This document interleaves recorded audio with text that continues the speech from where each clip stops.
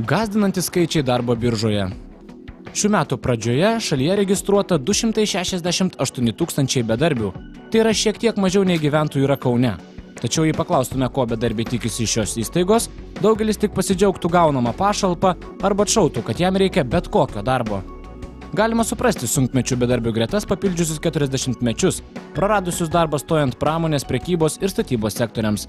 Tačiau šiemet padaugėjo ir darbo ieškančių šviežiai iškeptų abiturientų. Didžiausia problema yra nekvalifikuoti ir neturintys jokio pasirengimo, nei darbo patirties, nei profesijos. Jeigu bendram bedarbių skaičiui nekvalifikuoti sudaro apie 39%, tai tarp jaunimo be kvalifikacijos asmenų dalis yra kur kas didesnė, siekia pusę ir daugiau. Tai yra labai didelė problema. Einant į darbo biržą svarbu žinoti, kuo galite būti pranašesni už kitus darbo ieškančiuosius. Praėjusiais metais į vieną darbo vietą pretendavo 4 specialistai. Kvalifikuotų darbuotojų buvo 3, o nekvalifikuotų žmonių net 5 norintieji vienos darbo vietos. Žinoma, jei jaunui 42, šturmuoti universitetus sunkoka, o ir kainos didelės. Tačiau išeitis yra. Darbo birža bendradarbiauja su Tęstinio mokymo centrų asociacija ir į apmokymus siunčia darbo neturinčius arba įspėtus apie atleidimą žmonės. Šiemet birža bus orientuota būtent į nekvalifikuotus asmenis. Tai daugiausiai, kaip yra laisvų darbo vietų, atitinkamai ir profesinis mokymas organizuojamas, atsižvelgiant į darbdavių poreikius, tai paslaugų sferai.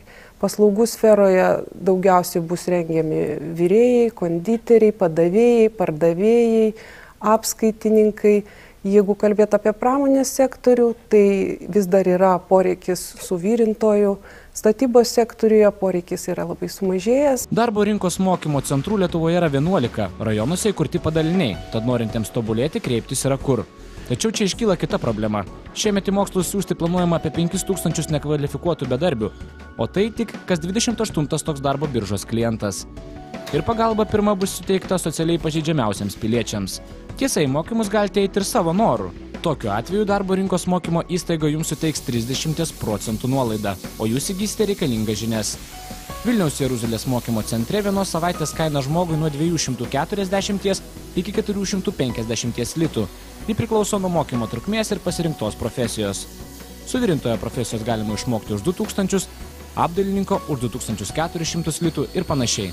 Netekęs darbo statybose Linas nusprendė persikvalifikuoti ir prie stalių specialybės pridėti plytelių klojėjo profesiją. Naudos tai atnešė daug, nes niekad nesu klijavęs plytelių. Mokytojai geri, baigė išmokyti klijuoti, o tikiuosi pabaigęs mokyklą dirbti palei šitą specialybę. Ar nežadi bėgti iš Lietuvos? Žadu. Istorija kartojasi. Ir vėl belieka pridurti, kad kiekvienas esame savo gyvenimo kalvis ir renkamės mums labiausiai tinkamą kelią.